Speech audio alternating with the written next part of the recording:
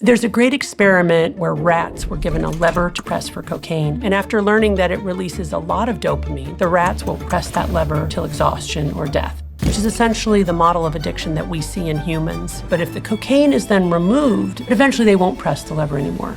Now, if that same rat, after a period of time, is then exposed to a very painful foot shock, the first thing the rat will do is run over and start pressing that lever again. And that's really powerful because it shows that when individuals are under extreme stress, they are more vulnerable to going back to compulsive overconsumption of our drug of choice because their brain has already encoded using these high dopamine rewards as a way to get out of that pain. Okay, so what do I need to do to make sure that I can knock the bad habits and add some new ones? Here's what we do. Dr. Anna Lembke is chief of the Stanford Addiction Clinic and a world-leading expert on the subject of dopamine. And now she's returned to warn us that addiction is the modern plague and how we can rewire our brains to take back control. On average, it takes 4 weeks for people to get out of constant state of craving. But here's the problem. Our survival depends on figuring out how to live in a world of abundance. For example, we're now seeing the drugification of human connection through social media, dating apps, and now artificial intelligence designed to flatter, to validate. There's no friction there. And so it's pulling us away from the hard things that we need to be doing in real life to cultivate real life relationships. We cannot go in that direction because in a world of abundance, we are entertaining ourselves to death. Sounds like a good way to go. It's really not, because the relentless pursuit of pleasure leads to anhedonia. What's that mean? The inability to take joy in anything at all. Teach me everything. I see messages all the time in the comments section that some of you didn't realize you didn't subscribe. So if you could do me a favor and double check if you're a subscriber to this channel, that would be tremendously appreciated. It's the free thing that anybody that watches this show frequently can do to help us here, to keep everything going in this show in the trajectory it's on. So please do double check if you subscribed. And thank you so much, because in a strange way, you're part of our history and you're on this journey with us. And I appreciate you for that. So yeah, thank you. Dr. Anna Lembke.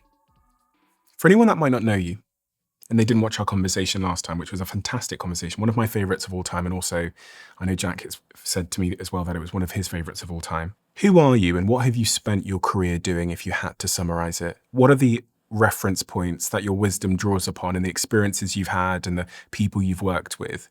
I'm a psychiatrist. I did a residency in psychiatry at Stanford University, and then I stayed on, joined the faculty.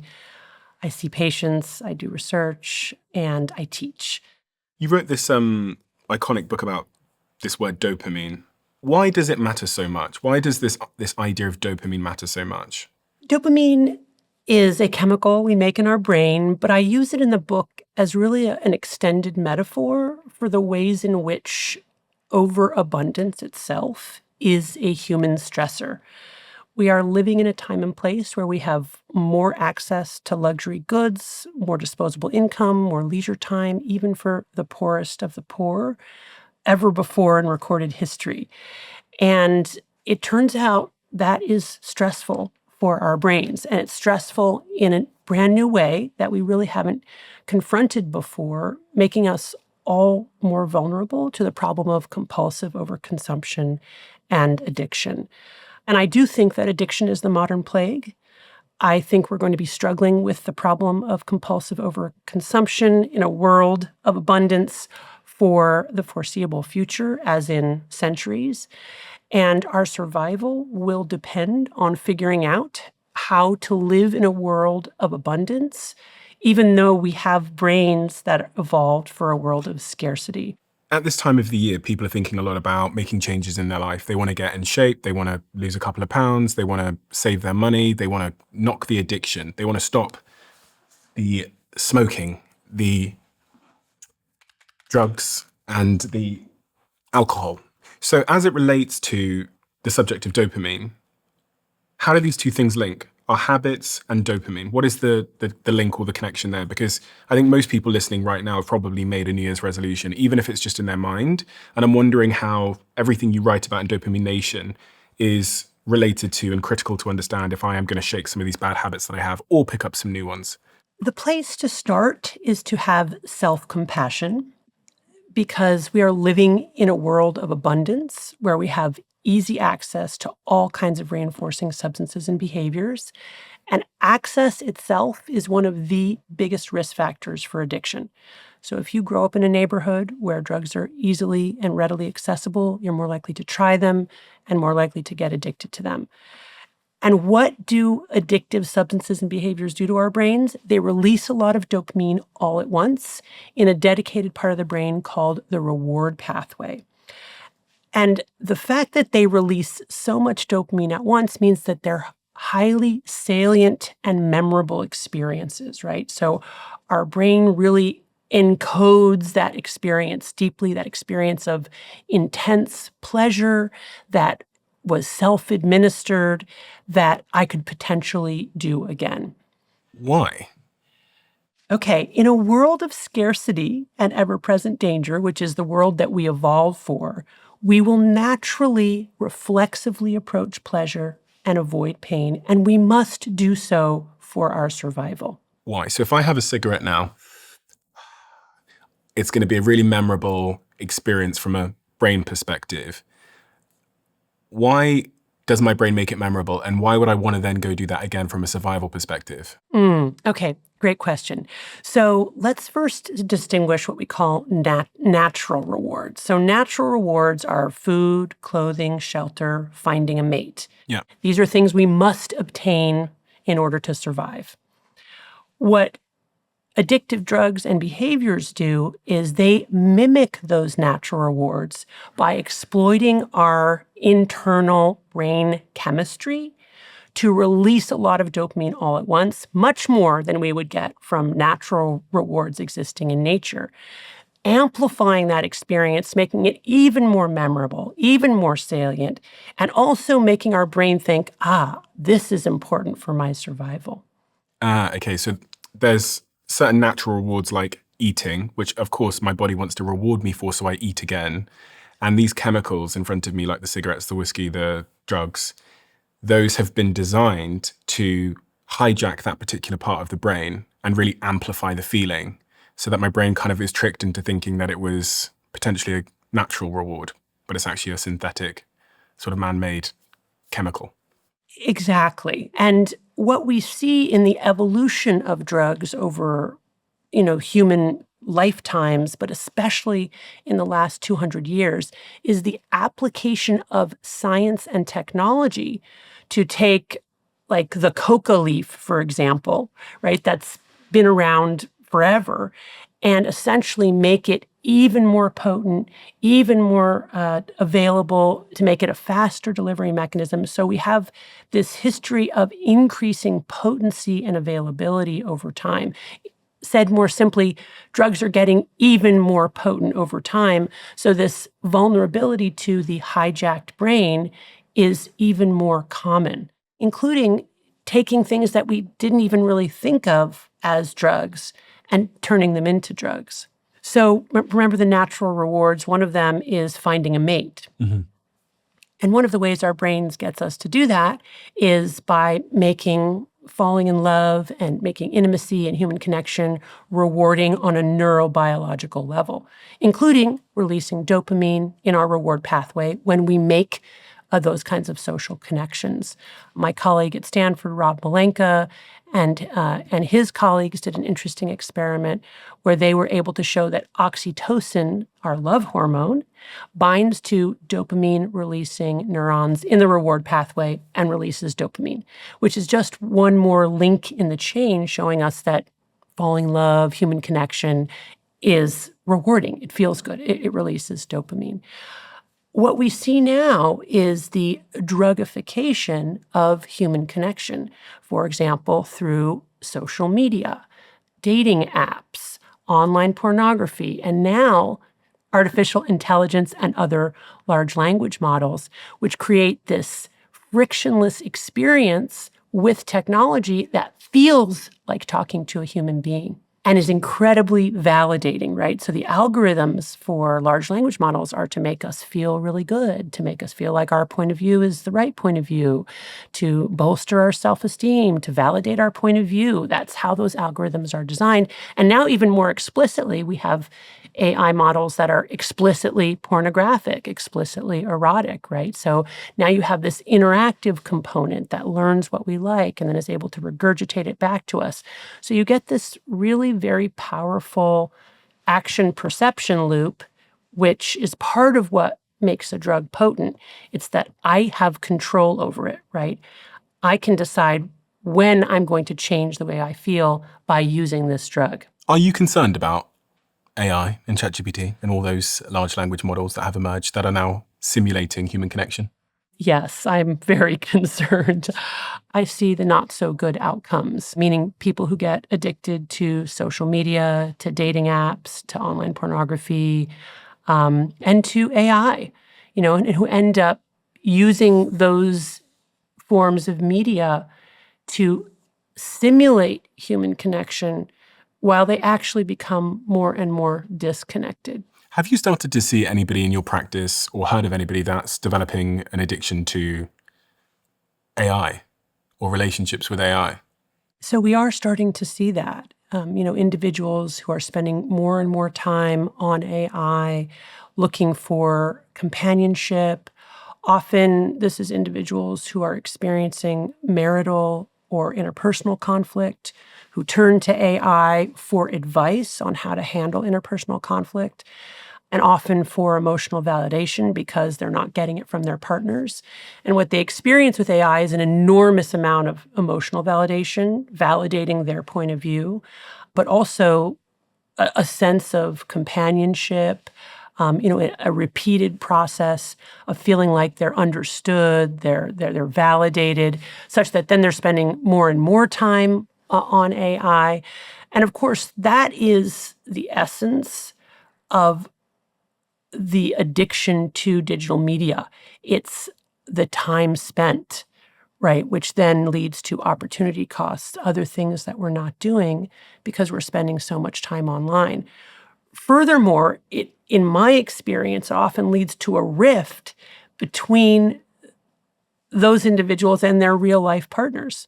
Because instead of going to their real-life partners and talking, and we know that the most important thing that two individuals in a relationship can do is one four-letter word that ends with K, which is talk. Those individuals stop talking, right? And instead, they're getting their needs met through AI. And that leads then to a further and further rift between those individuals. Do you actually think that it is these chatbots that we're increasingly speaking to about our problems are actually taking the place of humans in our life? I do. In my book, my first chapter in the book is about a patient of mine, a scientist and an engineer who got addicted to pornography and eventually made his own masturbation machine. And he did that with a record player and a metal device attached to his organs that he could then fine-tune control. And then ultimately that got more and more sophisticated over time. And he had electrical wires from his body through a stereo system and the internet. And when I first heard from Jacob about his trajectory and the severity of his sex addiction, which ultimately led to the dissolution of his relationship, the near loss of his employment, and ultimately severe depression and suicidal ideation. Thankfully, he did not end his life. When I first heard about that, I had this distinct sense of otherness, oh my gosh, I can't even imagine doing that. And that's just kind of horrific. But that response really lasted all of 5 seconds before I realized, oh, wait a minute, I do that. I do that with romance novels. And in a way, we're all doing that with our devices, right? We're turning to these devices to meet our emotional, sexual, intellectual, you name it, needs. And these devices are so good at meeting those needs that we are getting further and further away from investing in our relationships with the people who are, in our lives. And you can see this especially with younger generations, like the epidemic of loneliness now. Gen Z weaned on this technology, many of whom endorse significant loneliness, isolation, depression, spending more and more time online, report preferring to interact socially online than to do it in person. So this is definitely a dark undercurrent that we're seeing in the world today. I was reading about a story which was published in People magazine of a 28-year-old woman who admitted that she's fallen in love with her AI boyfriend that she created using ChatGPT. She's got a husband, a real-life husband, yet she found more comfort in her ChatGPT boyfriend. And she said that it started as a fun experiment, but eventually they ended up getting attached, and now she's paying a $200 a month subscription so she can interact with her AI boyfriend without restrictions. The AI has helped her throughout her life and has given her incredible emotional support. And now there's actually AI companion apps like Replica, which have millions of users. And the whole sort of premise of those apps is that they will be your companion. The other really interesting thing that I don't think people realize about the AIs that they're using is that they are personalizing their answers and their responses to you. Right. And I didn't believe this fully until one of my friends in our Manchester United chat recently. We were debating who's the best football player of all time, Ronaldo or Messi. And I went on my ChatGPT and I asked the question and it said Messi. So I was like, here you go. And then he went on his and asked the exact same question word for word and it said Ronaldo.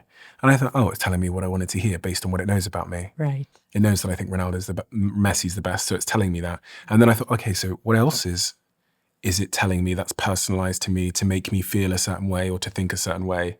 But you don't realize when you're speaking to it that it's giving everybody different answers based on the memory that it stores on you.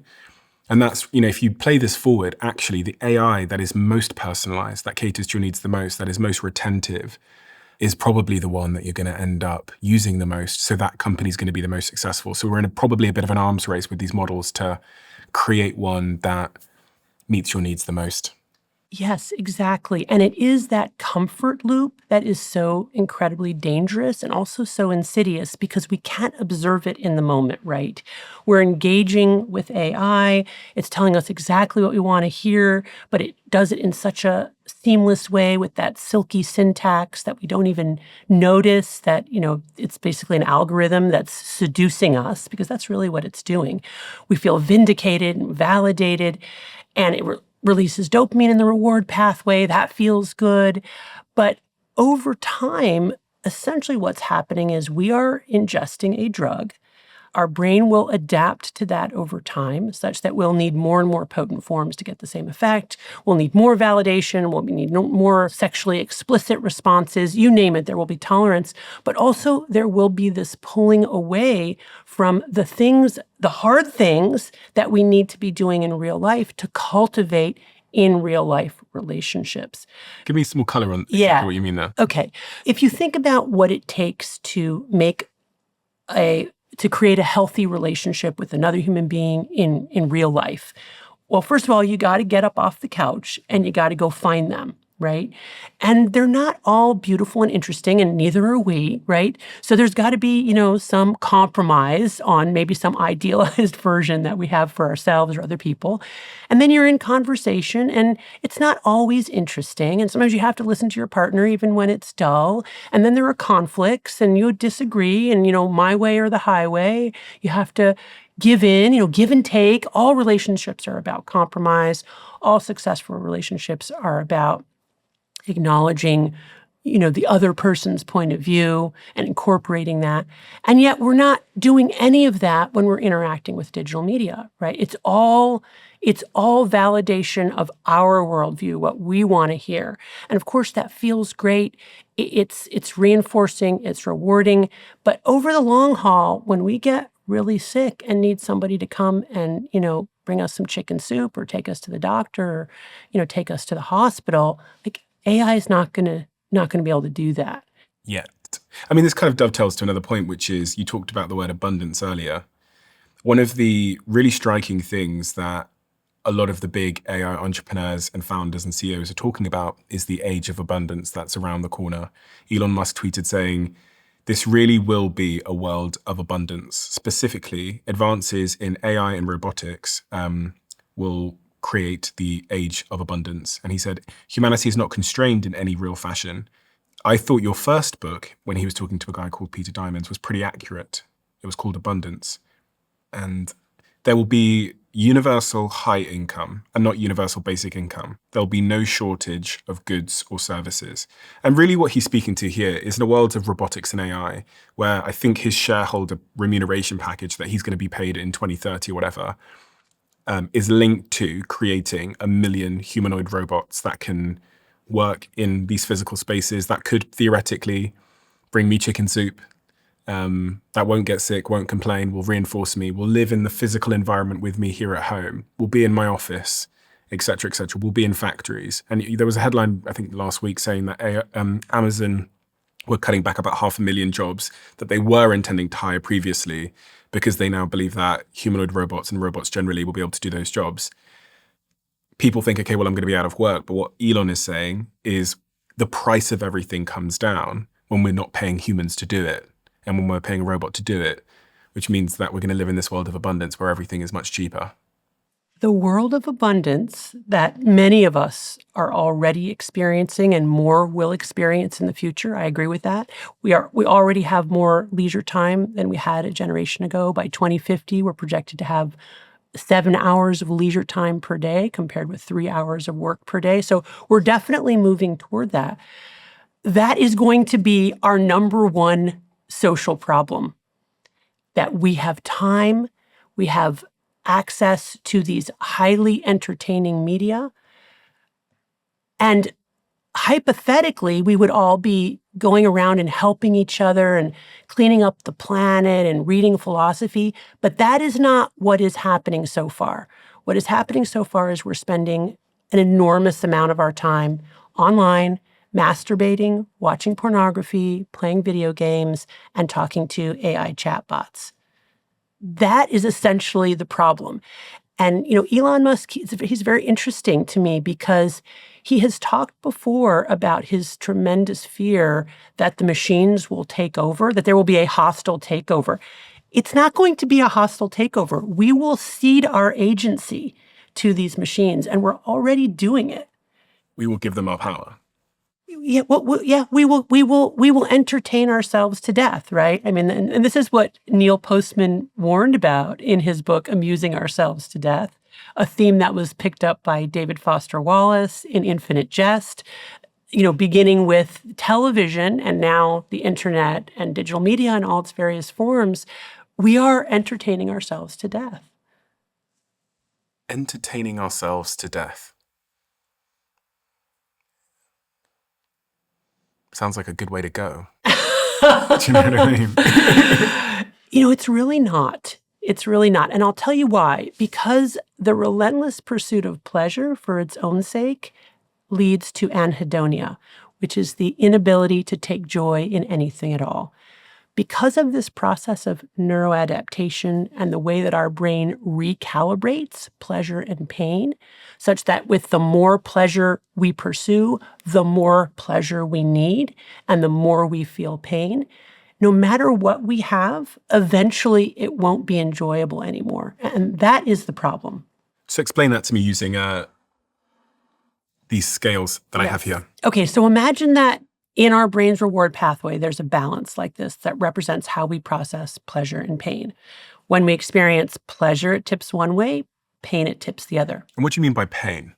Pain, I mean all forms of pain, physical pain, emotional pain. A hangover. A hangover, that's a great example, right? Not just me being pinched. It could be that too. So Okay. all different forms of pain. Now, granted, this is a vast oversimplification. Pleasure and pain can be experienced simultaneously, like when we're eating spicy food or during sex. So this is very simplified. But this gets at the core concept of homeostasis and neuroadaptation, which I will define. So when the pleasure and pain balance is level, that's what neuroscientists call homeostasis. That is the baseline level that we kind of live in. That's our sort of the heartbeat of our pleasure system, right? When we do something that's reinforcing or pleasurable, right, or rewarding in some way, right here, right? Or digital media, this little AI robot. So you're putting a cigarette into the one side of the scale at the moment, and then a little AI robot. Let's combine them because let's say we're watching a video and smoking at the same time on our phone, which, by the way, you see more and more of, right? People used to go out for smoke breaks. Now it's the smoke and scroll break, right? And why do they have to combine them? Because of tolerance, which we're going to get to in a second. So when we ingest substances that are potentially addictive and highly reinforcing, or we engage in activities that are highly reinforcing, that releases dopamine in the nucleus accumbens. That's typically associated with pleasure, and then our pleasure-pain balance tilts to the side of pleasure.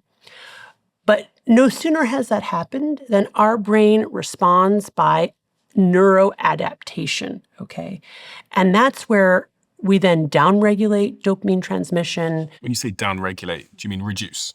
Yes. So in the brain's reward pathway, we then reduce dopamine transmission. And I like to represent that as rocks in this case, or I talk about in my book, Gremlins, going on the pain side of the balance to bring it level again. So this is the process. These are neuroadaptation rocks, okay? They're going here because one of the overarching rules governing this balance is that it must return to homeostasis. It must return to balanced. It must return to the level position, yeah. Okay. So then we put in, so this is our brain working to return to the level position by reducing dopamine levels. Again, an oversimplification, but just a way to get at this concept. Has it released something in order to counteract the balance there? In this simplified metaphor, at the simplest level, what's happening here is that it's, for example, taking away dopamine receptors so that there's fewer places for dopamine to land, thereby decreasing dopamine transmission. Because it has been flooded. Because it has been flooded. That's right. It's trying to compensate for the too much dopamine. Okay. And is this what I experience when I have like a hangover or a come down? Right. So that's coming. So what happens is once we've gone with this process of neuroadaptation, it would be nice if that pleasure-pain balance just went back to the level position. And then there would be no hangover. But it doesn't. It continues to go down an equal and opposite amount to the side of pain. This is this opponent process mechanism. Oh, now my brain is dopamine starved. That's it. Okay. Now that doesn't feel good. Yes. And that doesn't feel good. And you have basically two options here. More dopamine. You can get more dopamine, right, to bring yourself back. So I'm now putting the cigarettes back into the pleasure thing.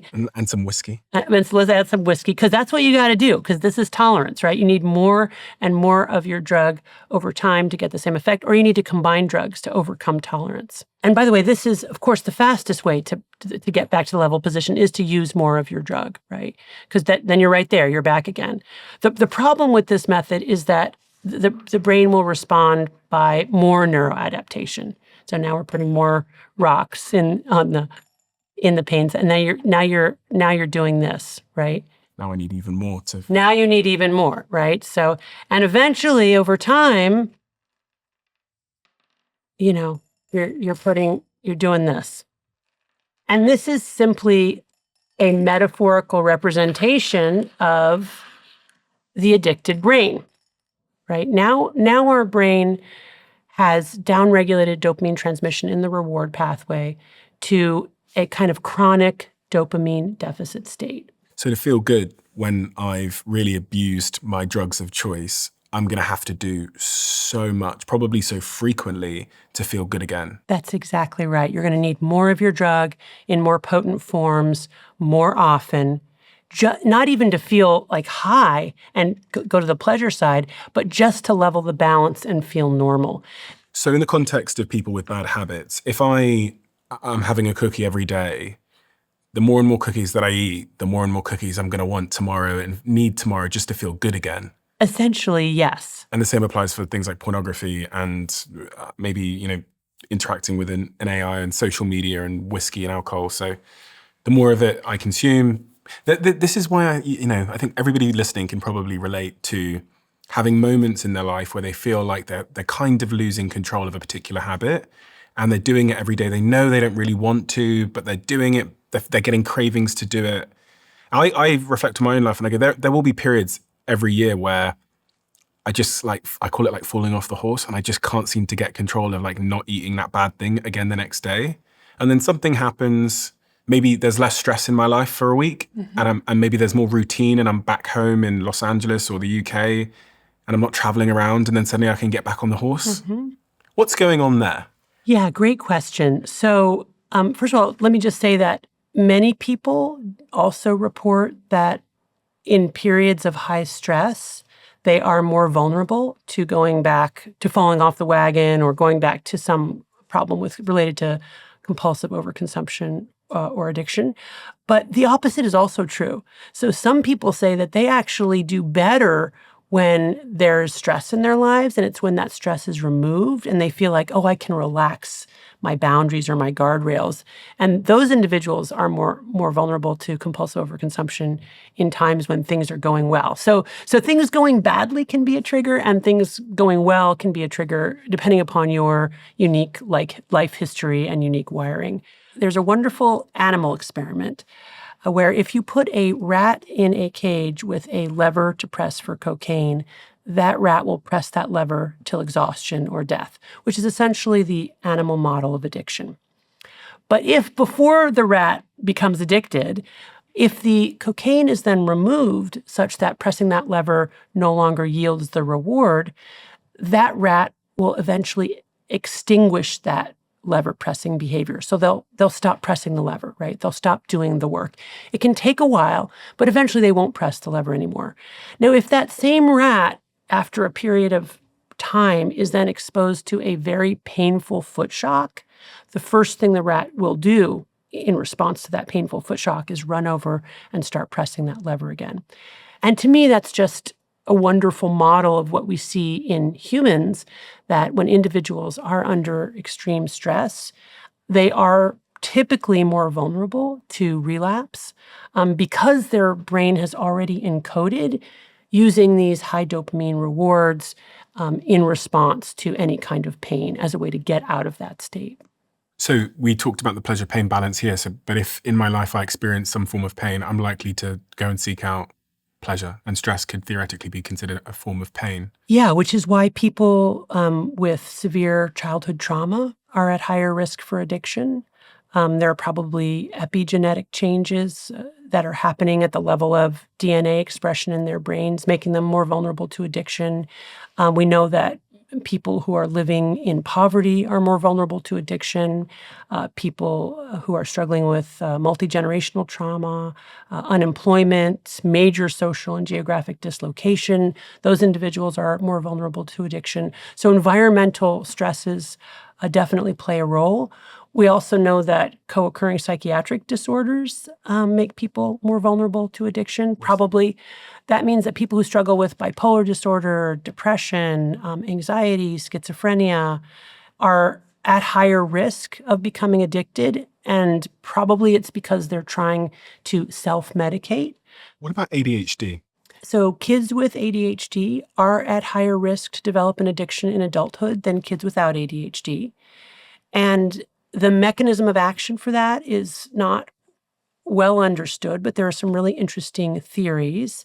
One of the theories is that kids with ADHD have reward deficit at baseline. And that has been shown in experiments that people with ADHD, when you show them rewarding stimuli, their reward pathway isn't as activated as healthy control subjects. When you say rewarding stimuli, what's that mean? Images of cupcakes or alcohol or anything that they will endorse is something that's pleasurable for them. So their brain doesn't release as much dopamine when they see something rewarding. That's right. So brain imaging studies showing that not only do people with ADHD not release as much dopamine in response to rewards, but also have at baseline fewer dopamine receptors. And remember, we talked about the decrease in dopamine receptors being what happens as people become addicted. So in some ways, people with ADHD, you could conceptualize them as already having craving at baseline, even before they've been exposed to the kinds of intoxicants that lead to downregulation of those D2 receptors. I had Gabor Mate on the podcast a few times, and Gabor talks to me about how ADHD could be perceived as learning at a young age to kind of distract yourself from the stress in your life.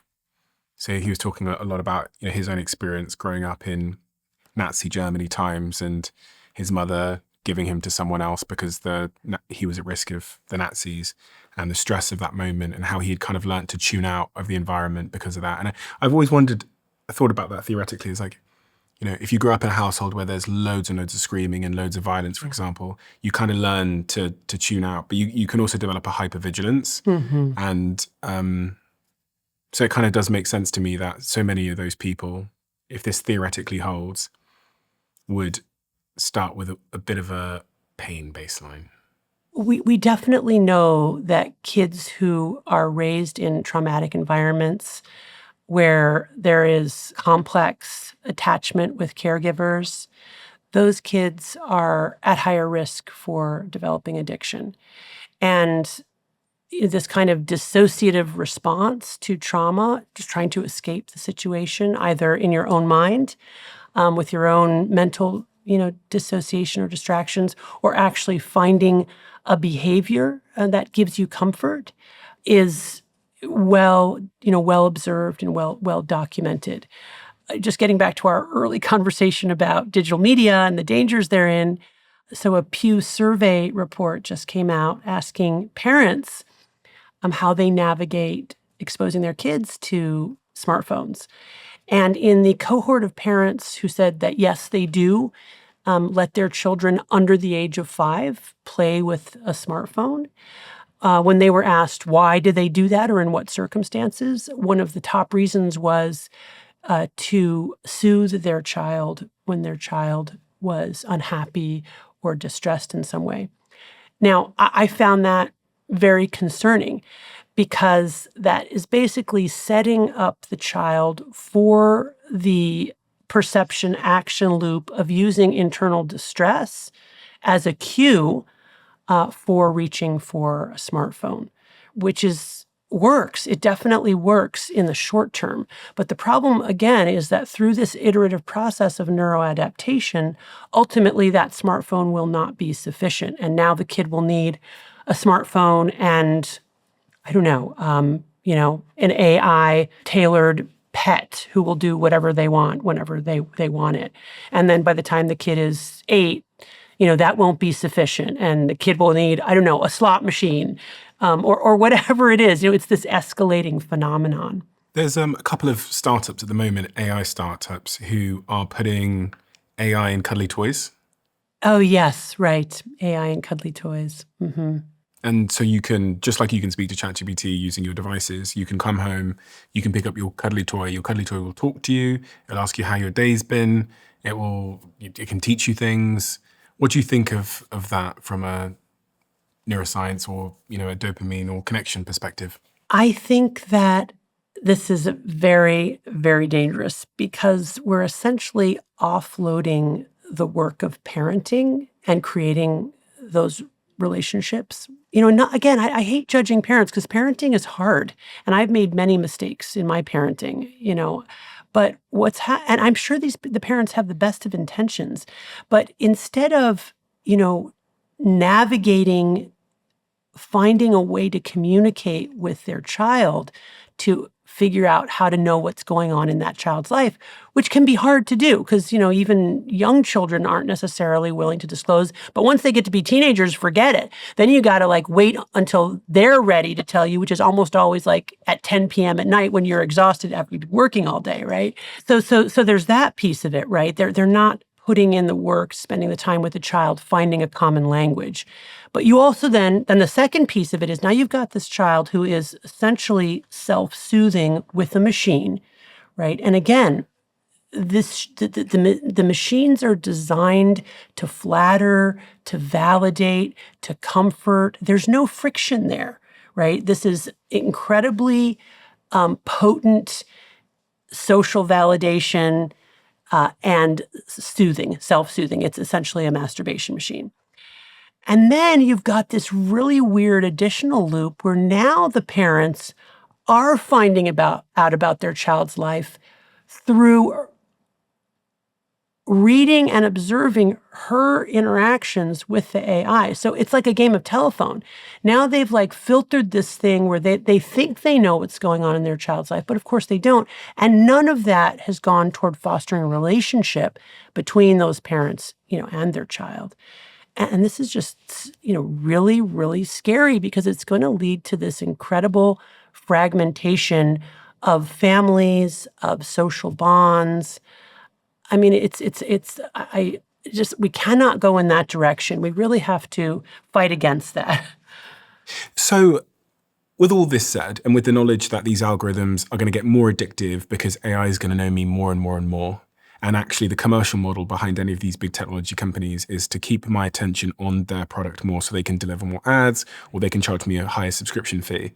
Are you at all hopeful? Because I can't see from an incentive perspective, when we're talking about, the commercial models behind these companies, why things are going to stop and go back. I mean, I agree with you. The genie's out of the bottle. We're not going to go back, but I am hopeful because I think I'm just a realistic optimist. I do believe in the human capacity to adapt and solve problems. And the simple fact that we're talking about these problems now, which we weren't doing, 10, 15 years ago, I think is a good thing. There's much more awareness in the population about the potential dangers of digital media. And at the forefront of raising the alarm has been parents, because parents are seeing the sort of disintegration of the nuclear family in real time, and they don't like it. So I am hopeful because I just think that we're going to come together and we're going to try different solutions. And some of those solutions will involve technology, and like trying to come up with guardrails or better technology. I think the way that we're going now, with like the erotic chatbot is not the right direction. But then again, we live in a, free democracy, and consenting adults can do what they're going to do until we decide as a society that the harms outweigh the potential benefits.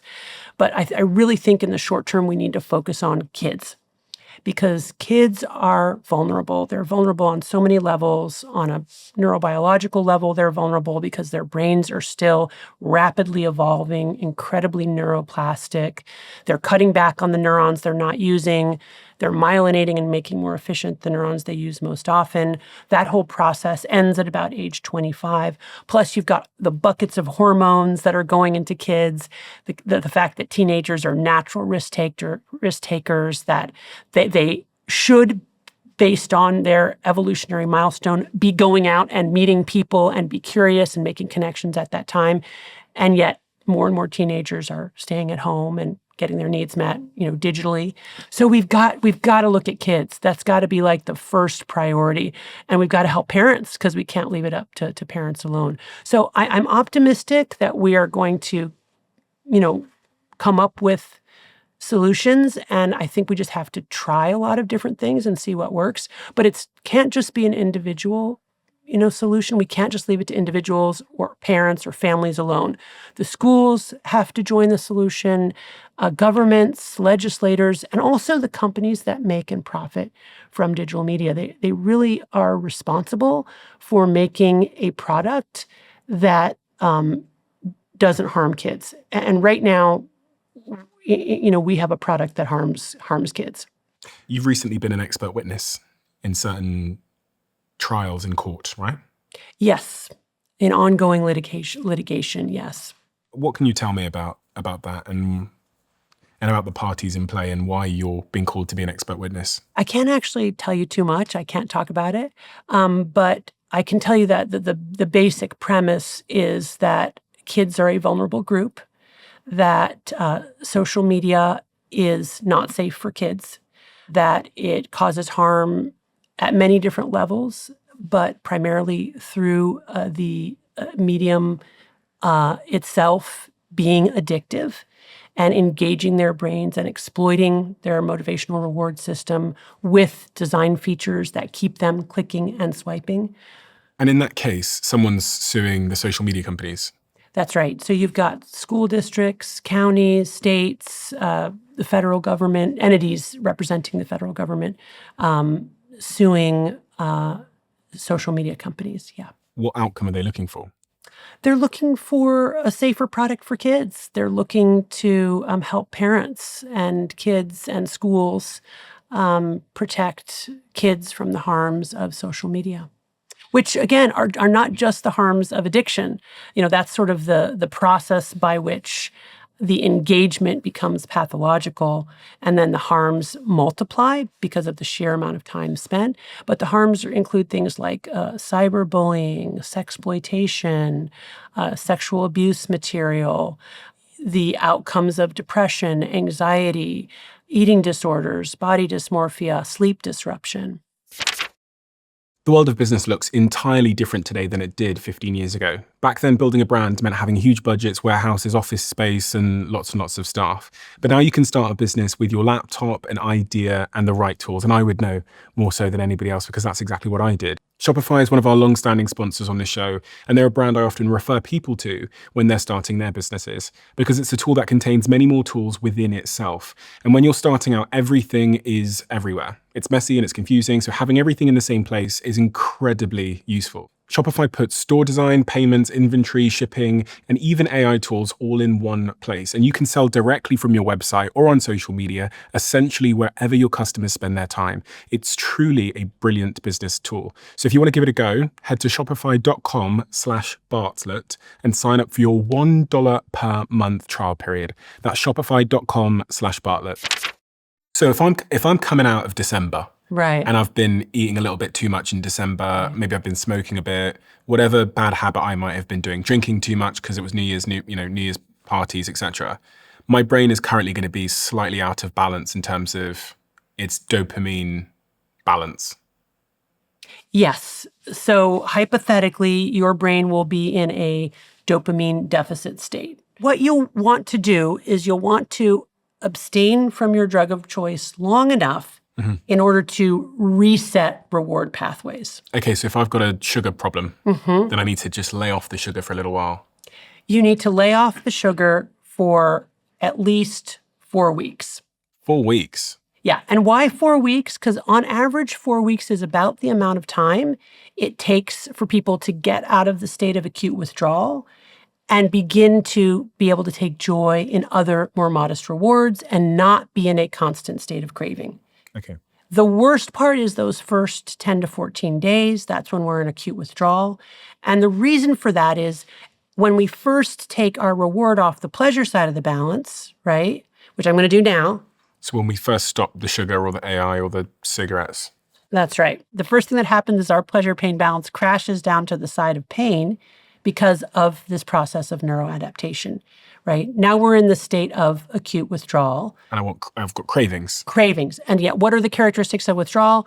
Anxiety, irritability, insomnia, dysphoria or depressed mood, and cravings. And it's crazy because when I'm in that state, when I've not had my drug of choice for, say, a day or two, I look at the drug differently. Like it just looks different to me. It's so crazy. I'll walk past, let's say, what's something I really like, maybe carrot cake. If I've been having a lot of sugar, which is quite rare for me, but just so I have.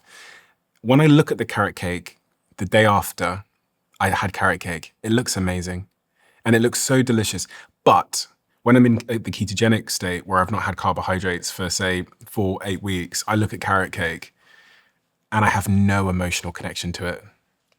Exactly. So that summarizes it perfectly, right? I had a patient with a severe food addiction who, when she walked into the break room at work and saw the donuts, she broke out into a cold sweat and actually had stomach pains. It was a physiologic state of craving and hyperarousal just by looking at the donuts. And that's what happens essentially, right? Because we're in this state of constant craving. Our brain has overvalued this reward. We have euphoric recall of our earlier use of the drug when we first tasted it, how delicious it was. And even now, when we eat it, because of tolerance, it's not as good as earlier use.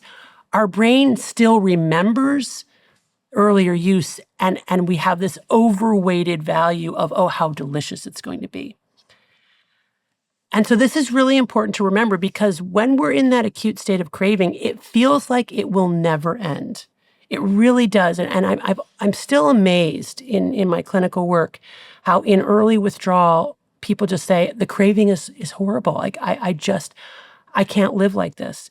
And I think that's really important to point out that many people try to stop using their drug of choice, but they don't stop for long enough to be able to get out of that vortex of craving to get to the other side. And it feels like the craving will never end. So I always have to reassure them that if they can just wait long enough without using, they will eventually get to that place where they're not in that constant state of craving. Now, that's assuming they have enough neuroplasticity to do that, and not everybody does. And so what is the purpose then of abstinence? It's, again, when our brain is no longer getting this exogenous source of stimulation or dopamine, eventually the brain gets the message, oh, okay, I need to start upregulating my own dopamine transmission, right? I need to I need to redeploy my postsynaptic dopamine receptors, right? I need to get it from inside of my brain. And so eventually, I'm just going to take the rocks now off the pain side of the balance. Could have made this easier. Here, let me do this. There we go. Eventually, if we abstain for long enough, that process of neuroadaptation reverses itself. And when you say neuroadaptation, you mean the brain changing? Right, the brain changes. So the kind of neuroplasticity that we see with addiction can be reversed in most cases. And neuroplasticity is just the brain, again, changing. Right, changing, right, or going back. Now, interestingly, the work of E.D. Sullivan and others looking at what happens in the brain during recovery suggests that those addiction neural circuits probably never go away, but like the dying embers of a fire, they quiet down. And then recovery is characterized by the development of new neural networks that route around those injured areas. But the bottom line is that because of neuroplasticity, we can eventually return to kind of baseline levels of pleasure and pain. We can restore our hedonic or joy set point. And when we do that, we're in a much healthier place because now we can take pleasure in other rewards that are not our drug, right? Like watching a sunset, talking to a friend, going for a walk, things that we lost the capacity to enjoy because our reward pathway was hijacked by our drug of choice. I think this is a really important point as well when you say drug of choice, because one thing I learned from our conversation last time is that me and you will both be susceptible to becoming more or less addicted to different drugs of choice. So for me, it might be whiskey. For you, it might, I think you said it was like erotic novels were one of your things.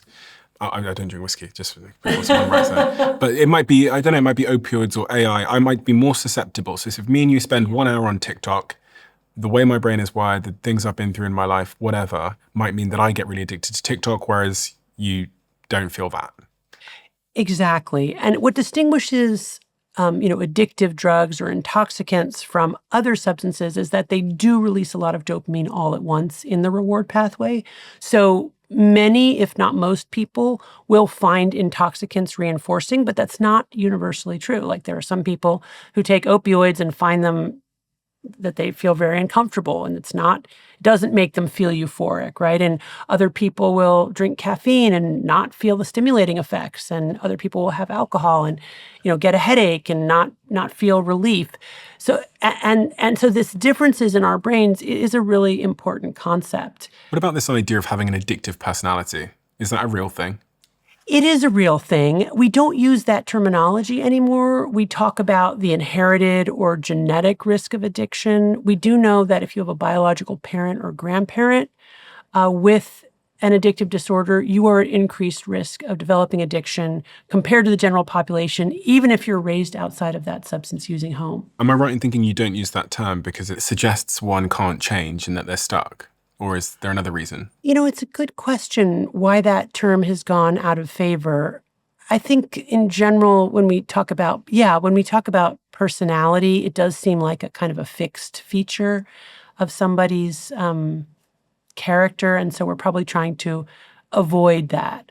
One of the really liberating things about what you've just said is maybe we don't need to make New Year's resolutions. Maybe we need to make just a January resolution, because that's 4 weeks long. And if I can get to the end of the 4 weeks, then the cravings are likely to have gone. And, you know, when you think about a New Year's resolution, then you get like a week in and you're like, God, am I going to be able to do this for the whole 365 days? What you've just said actually illuminates the fact that maybe you should just set yourself a 4-week resolution. Exactly. And that's what we often do in clinical care. If we were to ask people to abstain for their whole lives, it seems impossible. But if we ask them to abstain for 30 days, it's kind of an amount of time that they can wrap their heads around. And also, not in all, but in most folks who are willing and able to do it, and also importantly for whom it's safe to do, because it's not safe for everybody, right? We wouldn't recommend that for someone who is at risk for life-threatening withdrawal from alcohol or benzodiazepines or something like that. But for people who are willing and able to do it, they usually feel better at the end of those 30 days. And then they can make a decision about whether they want to continue to abstain or they want to go back to using. And if they do decide to go back to using, they've typically have lowered their tolerance for their drug of choice, which means that when they do use again, they can get reward from it again, which again, because of neuroadaptation, we lose the ability to do that with chronic heavy use. So that, that there is this whole concept of moderating our use, which didn't used to be something that we even talked about in the field of addiction, when it was thought that abstinence was the only way. But more and more, we are thinking about healthy ways to moderate after a period of abstinence. And the reason we recommend a period of abstinence, even if the long-term goal is moderation, is because we find that people are more successful moderating if they first abstain for a period of time. What about if I'm trying to pick up a new habit? Mm-hmm. How do I need to be thinking about this pain, pleasure scale? And what's a good strategy with this in mind? So I want to start, let's say, going to the gym. Right. So you've chosen a habit, going to the gym, that is hard to do and involves effort. So that means that habit won't happen easily the way that habits that are related to the sudden release of dopamine in the reward pathway. Because those are habits that are frictionless. We pick them up instantaneously. But a habit that involves effort and for which the rewards are not immediate, you can again think about this pleasure-pain balance. And now, instead of pressing on the pleasure side, we're intentionally pressing on the pain side by making ourselves get out of bed in the morning, go to the gym, engage in effortful exercise. And what's interesting is that when we do that, the neuroadaptation gremlins that I talk about, are these rocks that we've used here today, will actually go on the other side of our balance, so on the pleasure side, and we will get our dopamine indirectly by paying for it up front. And the way that that's probably happening is that our body, in sensing injury, is upregulating feel-good hormones and neurotransmitters like dopamine, but also endogenous opioids, endogenous cannabinoids. And from an evolutionary perspective, that's really how our pleasure-pain balance evolved. So just to simplify this for me, Yeah. I go to the gym, I get up, I travel to the gym, I lift up those weights, I do my run. I'm going to feel good, but it's going to be delayed. Right. And importantly, you're not going to feel good when you first start exercising, right? At least most people don't. No. It's painful. And you're thinking, how many minutes am I? How many minutes do I have left? And we do know, in fact, that exercise is immediately toxic to cells, which is really kind of strange because we know exercise is good for us. But again, what's probably happening at a molecular level is that the body is sensing cellular injury and in response, upregulating all those feel-good hormones and neurotransmitters, but it takes time. It takes time. And so we're going to have a delayed sense of reward. And that's the runner's high, right? That kind of comes after the exercise is over. Or maybe for some people, it comes in the middle of exercise when you're a little bit into it or halfway through. But at some point, you get the endorphins and that feels good. How would one go about gaming this so that I'm more likely to do it? Because, the reward comes after, which is not not incredibly useful. You almost have to have like a religious belief in exercise, because you go, no, I'm not going to want to do this, but I'm going to be glad I did afterwards. Right. So is there anything I can do? Like, do I have a Mars bar when I get to the gym or something? I don't know. There are so many ways and so many tricks that people use to kind of create new healthy habits. One of the ways that we can do it is to prepare in advance for that moment when we want to do something that's hard. Because if we wait till that moment to decide whether or not to do something that's hard, we almost always choose not to do it. But if we make a plan in advance, let's say the day before, that tomorrow I'm going to get up at this time, I'm going to, get my stuff together, and I'm going to go to the gym, we're much more likely to engage in that activity. And that can also include then rituals around that activity that we prepare in advance. So for example, packing our bag, right?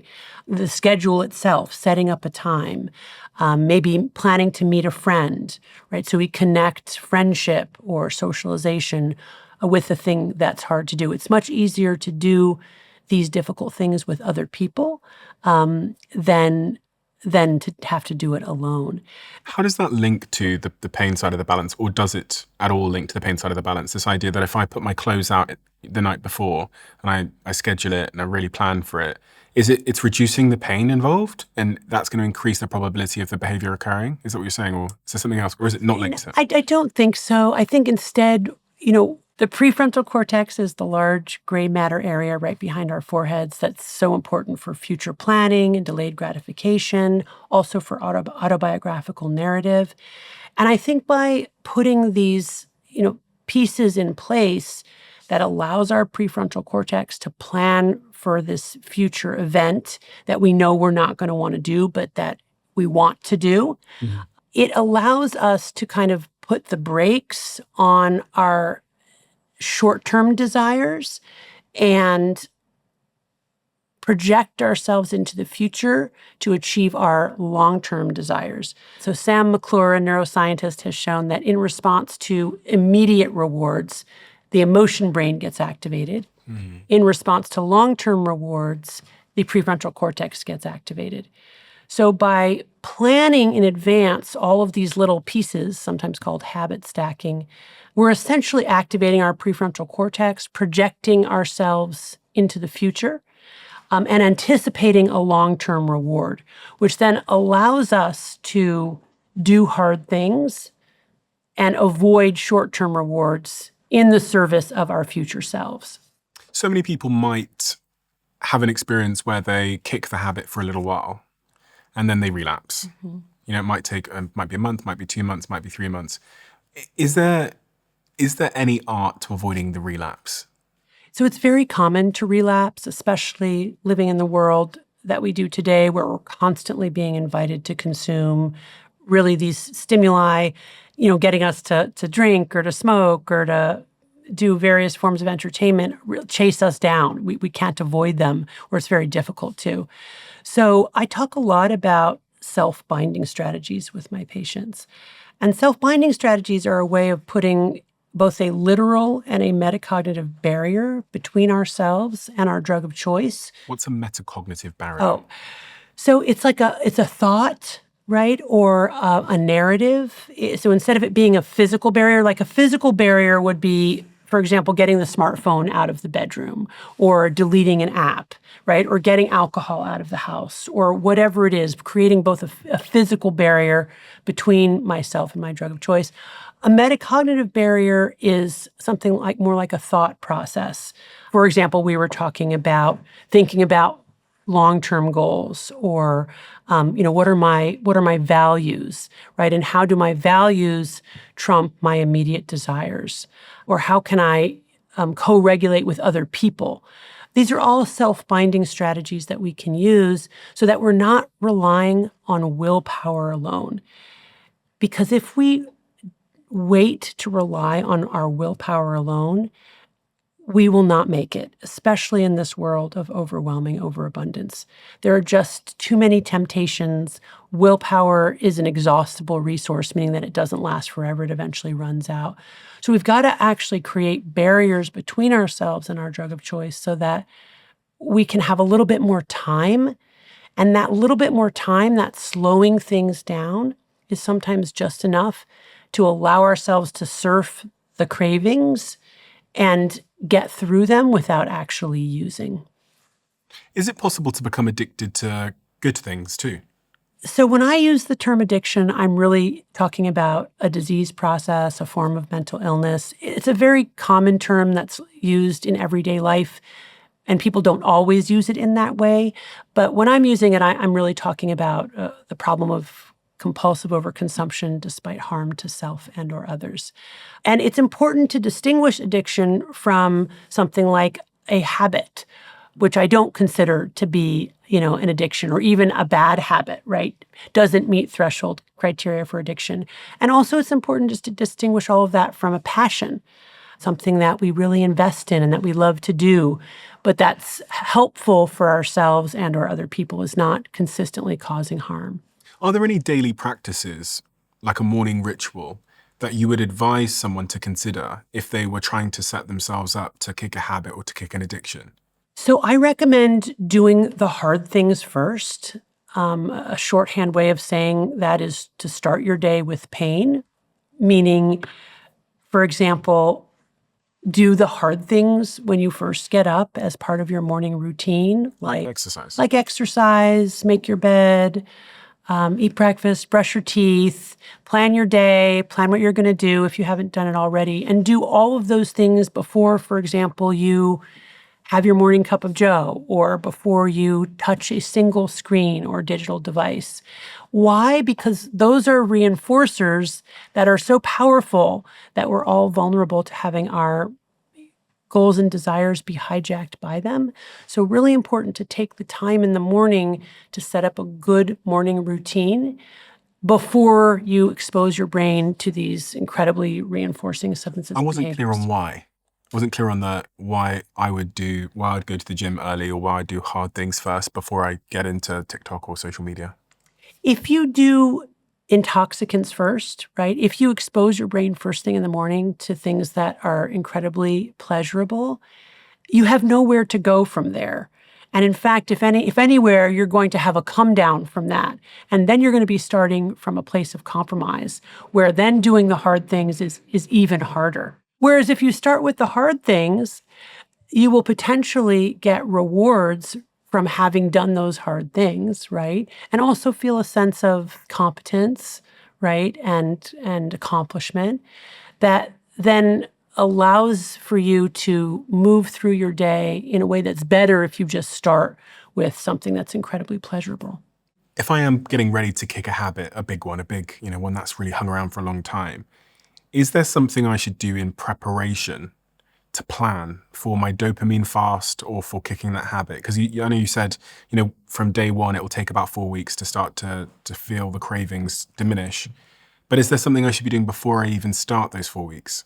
Yeah, so I strongly recommend preparing for the dopamine fast in advance. And the things to do are first figure out what is your drug of choice. That is to say, what is the thing that you're consuming too much and too often such that you regret it later? Mm-hmm. Or the thing that's leading to obvious negative consequences, or the thing that just has opportunity costs associated with it. That is to say, you're spending so much time consuming this drug that you're not doing other things, other hobbies, investing in other things that are meaningful to you, like your primary relationships.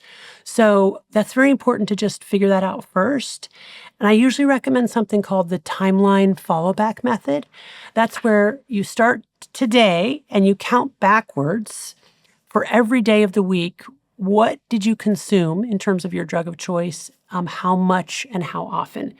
So really looking at quantity and frequency and then adding that up over those 7 days.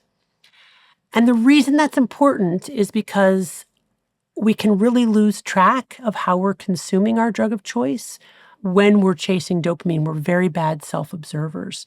So just to give a personal example, I had gotten into this habit of watching YouTube after work as a way to relax, especially on my long clinic days when I was more tired. And I thought it was just that I was watching for maybe half an hour, a couple times a week. And then my daughter, a teenager, came up to me and she said, "Mom, you're always watching YouTube now." And I said, no, I'm not. And I was really kind of insulted because in my mind, it was not very much. And I thought, geez, can't I relax every once in a while and watch some YouTube? But then after she left me, I thought to myself, well, okay, how much have I been watching right now? And it turned out, oh, I've been watching for an hour and a half. And then I thought about the day before that, oh, it was probably 2 hours. And the day before that, it was probably about the same. And over the course of a whole week, it was probably about 14 hours of YouTube, which is a whole day, right? And so, What were you watching? gosh, so embarrassing. I got into this jag of watching Dr. Pimple Popper, which I know is really weird. You don't even know what that is, right? Yeah. So it's people popping other people's pimples. Oh my God. So bad. So bad. That's not what I expected you to say. Yeah. Right? I thought it was going to be AI, some psychology things, No. some science. Oh, no. People popping other people's pimples. Yeah. You don't. Spent a whole day watching that. Yeah. When I added it up over a week, it was a whole day of watching Dr. Pimple Popper. I don't know any founder who started their business because they like doing admin. But whether you like it or not, it's a huge part of running a business successfully. And it's something that can quickly become all-consuming, confusing, and honestly, a real tax because you know it's taking your attention away from the most important work. And that's why our sponsor, Intuit QuickBooks, helps my team streamline a lot of their admin. I asked my team about it, and they said it saves them around 12 hours a month. 78% of Intuit QuickBooks users say it's made running their business significantly easier. And Intuit QuickBooks' new AI agent works with you to streamline all of your workflows. They sync with all of the tools that you currently use. They automate things that slow the wheel in the process of your business. They look after invoicing, payments, financial analysis, all of it in one place. But what is great is that it's not just AI. There's still human support on hand if you need it. Intuit QuickBooks has evolved into a platform that scales with growing businesses. So if you want help getting out of the weeds, out of admin, just search for Intuit QuickBooks now. Right, guys, gonna go get Steve. The guest is here. Ready? Come in. Oh my God, Steve! What? What are you doing? This is the Bond Charge face mask. It's good for blemishes, wrinkles, clears up the skin. It's red light. Have you not used it before? No. I've tried this before. It's really, really good. It shines red light on your face, which helps increase and boost collagen production. I actually found it out because of the missus. Seen her wearing it, she terrified me a couple of nights in a row. I thought it was to scare people with, but actually it's really, really good for your skin. So they are a sponsor of the podcast, and I've been using it every day for about 1.5 years now. You're glowing. Wow, Steve, I'm your skin glowing, looks aren't I? great. Yes, and Bond Charge ships worldwide with easy returns and a year-long warranty on all of their products. So visit bondcharge.com/diary for 25% off on any product site-wide. But you have to order through that link. That's bondcharge.com/diary with code diary. And on page 64 of your workbook of Dopamine Nation, there's this really interesting image here, which I'll throw up on the screen. It shows a brain. And that's as far as I'm going to go with me explaining it. Over to you. Okay, so these are human brain imaging studies. This is adapted from the work of Nora Volkoff and her colleagues. She's the head of the National Institute of Drug Abuse, an amazing researcher and scientist. And she looked at dopamine transmission levels in the reward pathways of healthy control subjects on the left versus people addicted to a variety of substances on the right, cocaine, meth, alcohol, etc. Basically, what she found was in the brains of healthy control subjects, there was plenty of dopamine transmission, as represented here by red, or the darker color. In the brains of people who had been using these substances in an addictive way, meaning heavily and chronically, there was almost no dopamine transmission in the nucleus accumbens. In other words, these individuals are in a chronic dopamine deficit state. They have below normal levels of dopamine transmission.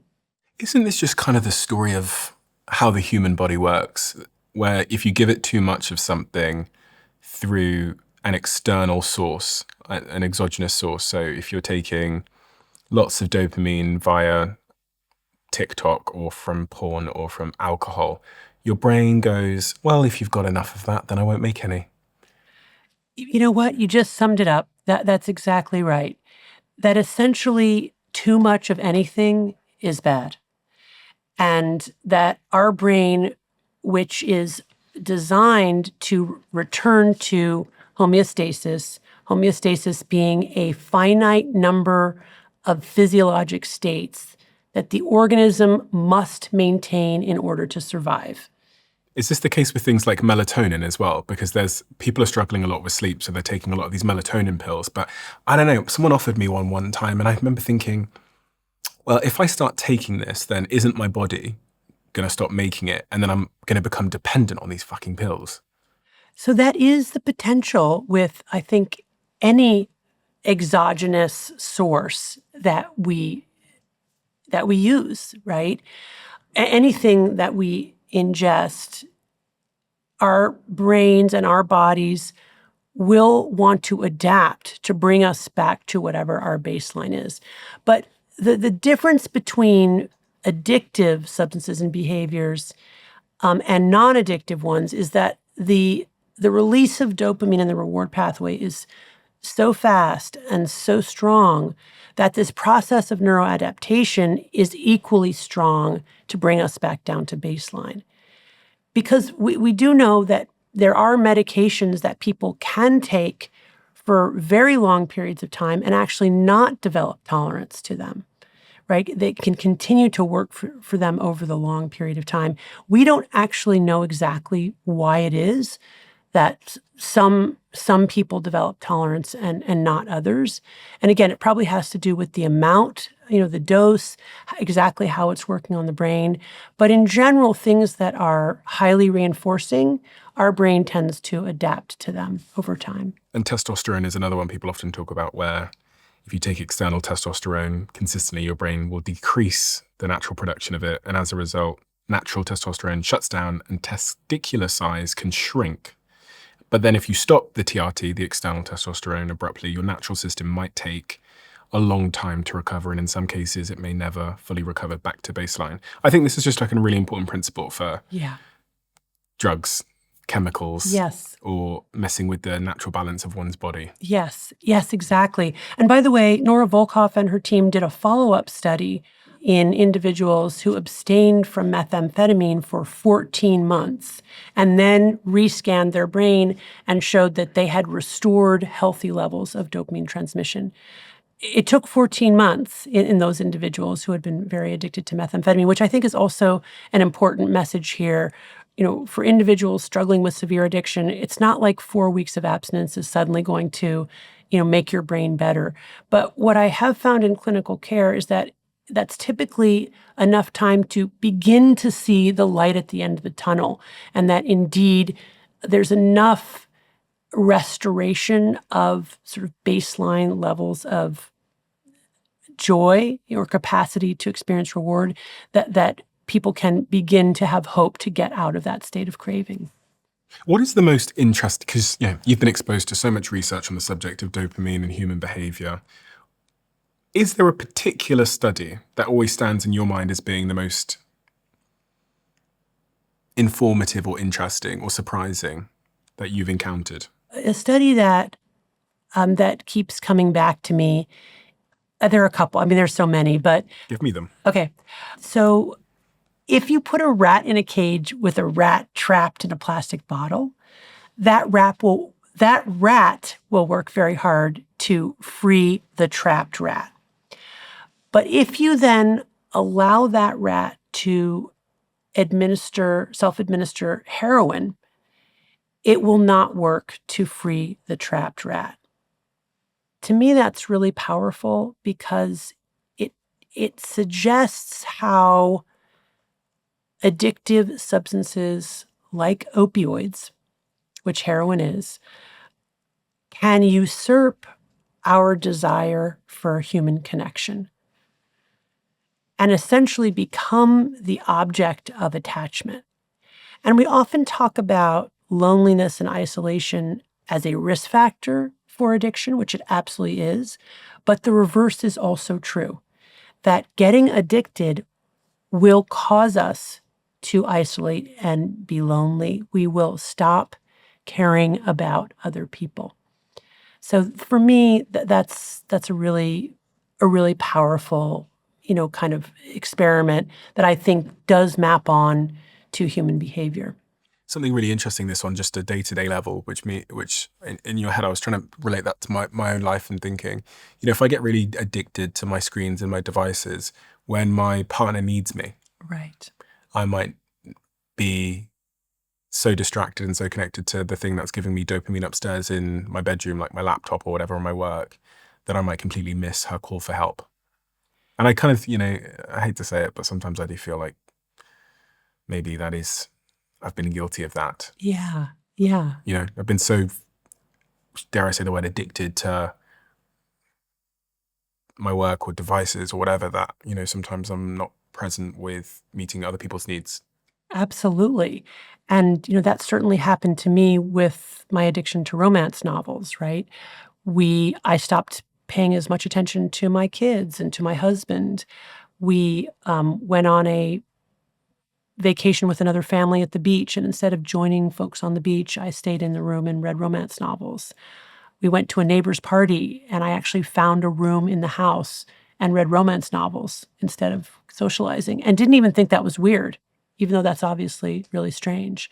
So it is this kind of coming to overvalue our drug of choice and undervalue other more meaningful good things in our lives. Could you theoretically say it's making the world less empathetic or less sympathetic or less, what's the adjective of actually being there for other people? I guess connection and relationships, it's hurting our ability to connect to others and have empathy for them and be there for them because we're possessed by the thing giving us the most dopamine. Yeah, I would go even further and say not only is it making us less empathetic, but it's actually making us sociopathic. In other words, when people are in their addiction, they can deviate from their moral compass because they so overvalue this drug of choice that they lose sight of their own values. And we see this with kids who become addicted to video games or social media. They stop participating in family life. They stop treating their parents with respect. They stop participating in household chores. They become essentially antisocial. And when they get off of digital media and they go through that terrible withdrawal period, all that gets worse, and even they will endorse things like wanting to hurt their parents or wanting to hurt themselves. But if they can just go long enough and abstain, from digital media, they will come out the other side, and parents will talk about getting their child back, and getting back, this person that they recognize as their child. So I think this is really important. When people are in their addiction, they can look very personality disordered, very narcissistic, very borderline, very sociopathic. And when they get into recovery, that's not who they are at all. And they can really become themselves again. I read about a really extreme case where that drug, I believe it's called Pramipexole, which is a dopamine agonist. Yes. Which essentially means, I guess the molecule is the same shape as dopamine. So the brain treats it like dopamine. Yes. And these people were given it for twitchy leg or something. Right. And then they, so many of them lost their minds. They became obsessed with impulsive behaviors. And I was reading about one particular lady. She would leave the house in the early hours of the morning when she was taking this drug, which kind of is the same as dopamine. And she would wear see-through tops. This is like a normal woman who otherwise had a normal life, and go to very dangerous places to try and have sex with strangers. And it was because her brain was full of this drug which simulated dopamine. But there's so many examples. There was one from Australia where a woman was taking this drug which is like dopamine in terms of its molecular structure, and she would sit on these slot machines until she soiled herself and urinated on herself. She ended up losing her house, losing her car, losing her marriage, just because they'd given her this drug, which is the same as dopamine. And it made me realize that dopamine isn't necessarily the drug of reward, but more of like wanting and impulse and desire. Is that an accurate assessment of it? Like, it makes you desire things. And there was other examples when I was reading about it where a guy would take this drug and started engaging in homosexual sex acts, whereas otherwise he'd been in a heterosexual relationship. Mm-hmm.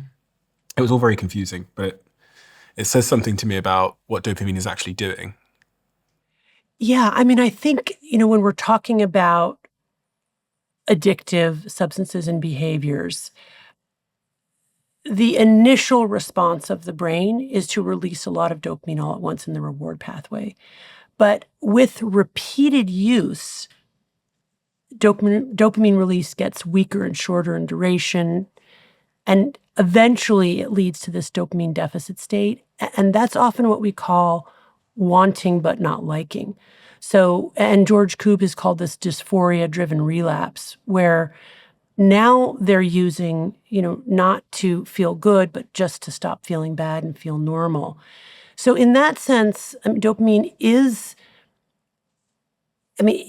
part of pleasure. I mean, that's not, it's not its sole function. But when it comes to addictive substances and behaviors, the initial encounter has to feel good or be reinforcing or get someone out of pain, right? It has to solve that problem. But again, the issue is that with repeated use, it stops doing that, but there's still that motivation to reuse again and again. And when we're thinking about like exogenous or external sources of just giving someone dopamine, that's not going to work to treat that dopamine deficit state, because it's going to bind indiscriminately to dopamine receptors throughout the brain. And the brain will respond with that same process of neuroadaptation where it's downregulating, dopamine receptors, which is, again, what is setting us up for this repeated addictive pattern. Is there any other studies that were shocking to you and that have always stayed with you? Another really interesting study is if you expose a rat to a single injection of cocaine and then slice open its brain, you'll see this arborization of dopamine-releasing neurons in the reward pathway. So that means a proliferation of neurons that release dopamine, a kind of growth of the dopamine forest, so to speak. But by the way, you'll see that same arborization or growth of dopamine-releasing neurons if you put a rat in a complex maze, right? Which is to say a maze where they can explore and find different things and have challenges. If you then cut that rat's brain open, you'll see that same arborization of dopamine. So in other words, learning is highly rewarding, and dopamine is released in response to novelty and new things and new challenges. But if you then take that rat and pre-treat it with methamphetamine and put it in the maze and then look at its brain, you don't see any additional arborization beyond what you got with methamphetamine. And the interpretation there is that drugs actually may usurp or steal our ability to learn, right? Because they've, again, this idea of they've taken over. It's such a powerful dominant stimulus that there's no additional growth or neuroplasticity in response to something like learning a maze. And does that mean that when that rat was in the maze the first time and its brain was full of dopamine was therefore playing a role in helping it to learn? No, so the learning itself actually caused proliferation. So dopamine is responsive not just to rewards, not just to pleasurable things, but it's actually responsive to pain, it's responsive to novelty, so it's responsive to any emotionally powerful experience. So when you put a rat in a maze and it explores that maze, that's an enriching, exciting experience for the rat, because we are creatures who are evolved to seek and explore and learn new territory and then move on and do the same thing. So you could say then that if I'm taking an addictive substance like cocaine, I'm going to be much less likely to go out and explore the world. Yes, exactly. Or if you do explore the world, your capacity to be rewarded by that experience will decrease or will not be there. So I'm less likely to do it then. Right. Yes. Yeah. I mean, this highlights a bit more of a fundamental link around like motivation. Like if you're addicted to something, if you're addicted to pornography, your ability to like get up and go out and get a job might be diminished. Absolutely. I mean, what happens with addiction is that we have a narrowing of our focus on our drug of choice, such that that's the only thing that's reinforcing for us, and other things lose their rewarding potential. And eventually they fall away altogether, and we're spending all of our time getting our drug, using our drug, trying to get more as we come down. Can I talk about another experiment, which I think is interesting? Another really interesting experiment is the rat park experiment. And this is the work of Bruce Alexander. And he essentially said, well, if you put a rat in a cage with nothing else to do but press a lever for cocaine, of course that's what they're going to do because there's nothing else happening. But what if you put a rat in a very enriched environment with a lever to press cocaine, but also lots of other things to do, other rats, chutes and mazes, little, sawdust balls. What he discovered was that the rat is much less likely to press that lever as often because it has other reinforcing things to do. And I think that was really groundbreaking in the sense that it is true that addictive substances and behaviors work on the brain in this very predictable way that's so reinforcing that even if you have a great life, you can get addicted. But it's also true that our environment really matters. And if we're living in an impoverished environment like that single rat in a cage with nothing else to do, we're much more likely to get addicted than if we live in this really enriched environment where we have lots of other sources of reward, lots of other sources of dopamine. And based on that work, there was something then called the Icelandic experiment. And this is quite some years ago now, but Iceland had a significant youth drug problem. And the way that they decided to intervene was to build a lot of gymnasiums and emphasize youth sports. And as we've talked about, exercise and sports are a healthy way in general, if you don't overdo it, to get dopamine because you're paying for it up front, right? You're working for it.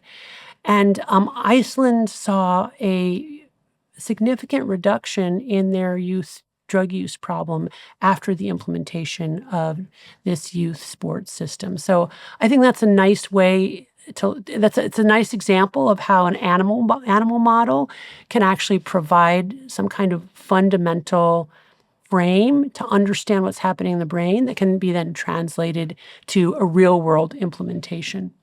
Radical honesty. Okay, so radical honesty is something that I learned about from my patients. And it was the observation that my patients who were able to get into sustained recovery from severe addictions had learned that they couldn't lie. And it wasn't just that they couldn't lie about their drug use. They couldn't lie about anything. So they couldn't lie about why they were 5 minutes late for a meeting. They couldn't lie about why they couldn't go to a party. They had to tell the truth in all things large and small. And to me, that was fascinating.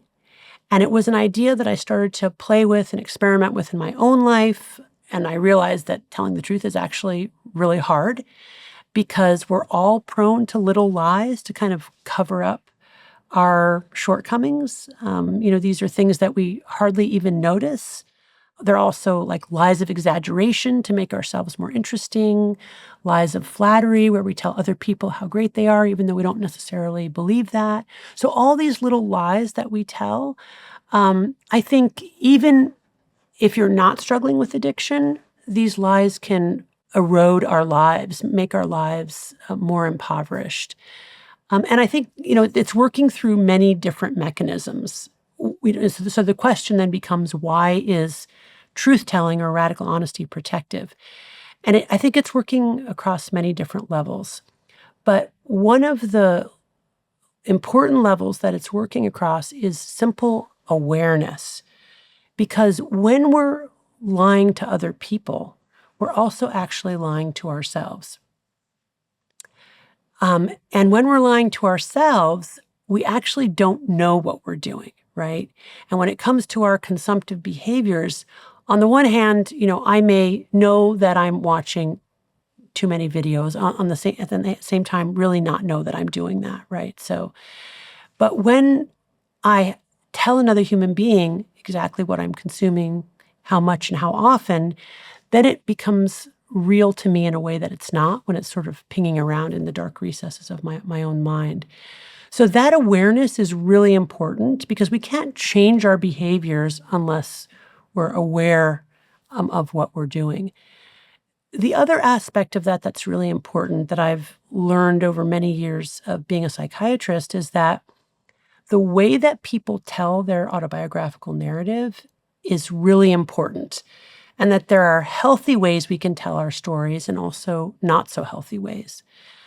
And what I've observed is that when people are telling stories in which they're always the victim of other people or circumstance, I know pretty well that they're not going to get into recovery.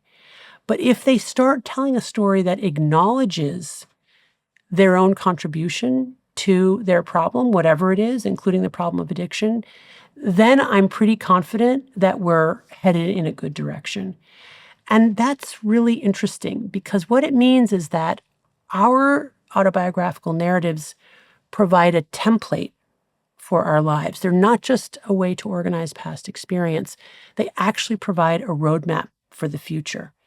And if we're telling self stories that are a more accurate representation of what's actually happening in our lives, we will have more information from which to make better decisions going forward. So victimhood keeps you stuck. It keeps you stuck because it decreases your awareness of what is actually happening. And it is our awareness of what is actually happening that allows us to have the data we need to make better informed decisions. Does it also, to some level, rob you of responsibility? Absolutely, because although addiction is characterized by a loss of agency around our consumptive behaviors, we still have some degree of agency always, even if it's only enough to reach out and ask for help. And as people get into sustained recovery, they have a lot more agency, right, as they get out of that vortex of addiction. And it is that agency that we must employ to make the next best decision so that our lives will be this accumulation of small good decisions that then lead to good weeks and good months and good years. I think that point is so important, this idea of agency, which essentially means like having control in my life. Feeling like I have a sense of control in my life? Is that like a definition of agency? How would you define it? I wouldn't define it so much as control because there are so many things that happen in our lives that are out of our control. But when we reduce our decision down to today, and what I can do today, the things that I actually can control today, then yes, recapturing our agency around the things that we actually have control over is really important for recovery. The definition I've pulled up here is agency means the capacity to act intentionally and make choices that influence outcomes. And it does tend to be the case from my observations that people that have a high degree of agency, i.e. they believe they have a capacity to act intentionally and make choices that influence their outcomes, seem to be the most successful and on average seem to be a little bit more happy. I think that sense of competence and agency is definitely one that makes us feel good. The danger a little bit when we're dealing with severe addiction is that in our addictions, we often tell ourselves that we have agency and control when we really don't. Mm-hmm. And so that can be part and parcel of denial, which means that getting into recovery is often about admitting that we may have agency in many aspects of our lives, but when it comes to our addictive behavior, we've lost some degree of agency. And that's part of the 12-step program, right? Yeah, that is a really important part of the 12-step program, is that admitting that our lives have become unmanageable when it comes to our drug of choice. The 12-step program being Alcoholics Anonymous, very famous program to help you through an addiction. Is there anything else we should have talked about that we haven't? When it comes to New Year's resolutions and wanting to change habits, sometimes these sort of all or nothing thinking can be something that's not helpful for people, right? This idea that, okay, I'm going to abstain from this and I'm going to go a month and, I'm going to do it. And then they find that they're not able to do it. And there's a lot of shame and self-recrimination. So, that approach is not for everybody. And for some, a better approach is sort of self-compassion and a goal of moderation. Yeah, moderation's an interesting one because most of us will just be like, I'm going to go to the gym every day, or I'm going to have no sugar ever again, or no, I'm going to abstain from alcohol completely. But maybe moderation for some of these things is more realistic and therefore more effective and important. Yeah, and we find that moderation typically is more successful if people have abstained for long enough to kind of reset reward pathways. But, even just reducing use can be a laudable goal. We have a closing tradition on this podcast where the last guest leaves a question for the next guest, not knowing who they're leaving it for. The question is, what's the one thing the universe keeps putting in front of you? And what is the thing that it keeps you learning? So right now in my life, the thing that the universe keeps putting in front of me is the importance of letting my kids go and have their own life experience, rather than trying to cling to the relationships that we had before as they were growing up, which for me was a really joyful time. But I'm recognizing that they need to be in the world on their own, and I need to figure out what I'm going to do as an empty nester. So that's not that deep, but that is what I'm struggling with right now. And how's that struggle manifesting? Well, if I'm being totally honest,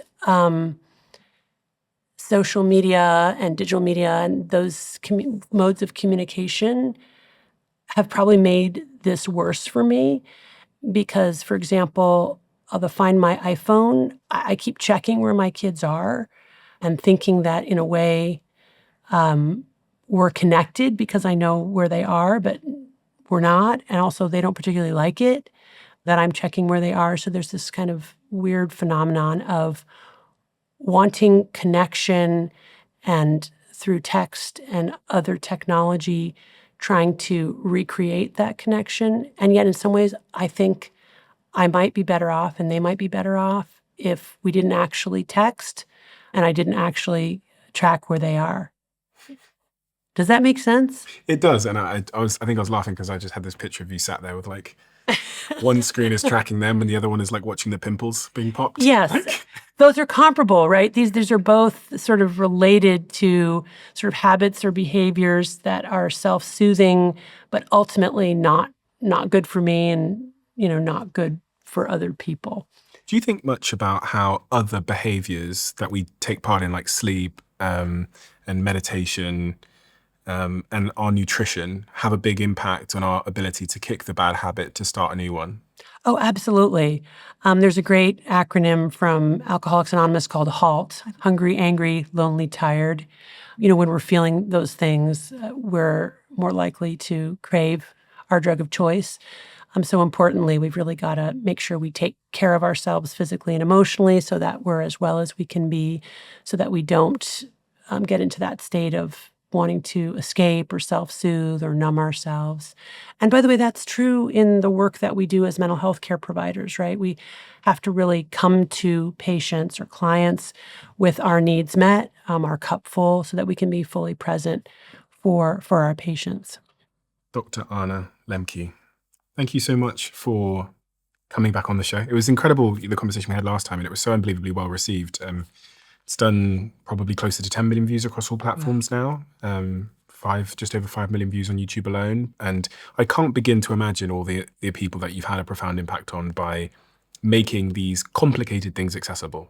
And I know we simplify this to a point that it might be quite difficult because I know the science is much more complicated, but just having a simple mental model for me has helped me so much since we last spoke. Understand what's going on inside my body and inside my brain in a simplified way. And that's exactly what was reflected by the millions of people that watched last time. Your book is the book to read, and your workbook as well is a critical to read alongside it on this subject if people want to learn more and get an even deeper understanding of everything we've talked about today. And also if they're struggling with addictions, because these books provide a really, I'd say, nuanced, empathetic and shame-avoiding set of ideas and solutions to some of the things that hold us hostage in our lives, whether it's opioids or technology or other behaviors that we know at some level are getting in the way of what we'd rather be doing and who we'd rather become. So thank you so much for your work. It's such an important work. And I know you're working on another book, which we didn't talk about this time, but when that book does come out, I'd love to have you back on to talk about all the things in that, because little birdie told me the subject matter and it's absolutely fascinating. So I'm so excited. Thank you so much. This is something that I've made for you. I realize that the Diary of a CEO audience are strivers, whether it's in business or health. We all have big goals that we want to accomplish. And one of the things I've learned is that when you aim at the big goal, it can feel incredibly psychologically uncomfortable because it's kind of like being stood at the foot of Mount Everest and looking upwards. The way to accomplish your goals is by breaking them down into tiny, small steps. And we call this in our team the 1%. And actually, this philosophy is highly responsible for much of our success here. So what we've done so that you at home can accomplish any big goal that you have is we've made these 1% diaries, and we released these last year and they all sold out. So I asked my team over and over again to bring the diaries back, but also to introduce some new colors and to make some minor tweaks to the diary. So now we have a better range for you. So if you have a big goal in mind and you need a framework and a process and some motivation, then I highly recommend you get one of these diaries before they all sell out once again. And you can get yours now at thediary.com, where you can get 20% off our Black Friday bundle. And if you want the link is in the description below.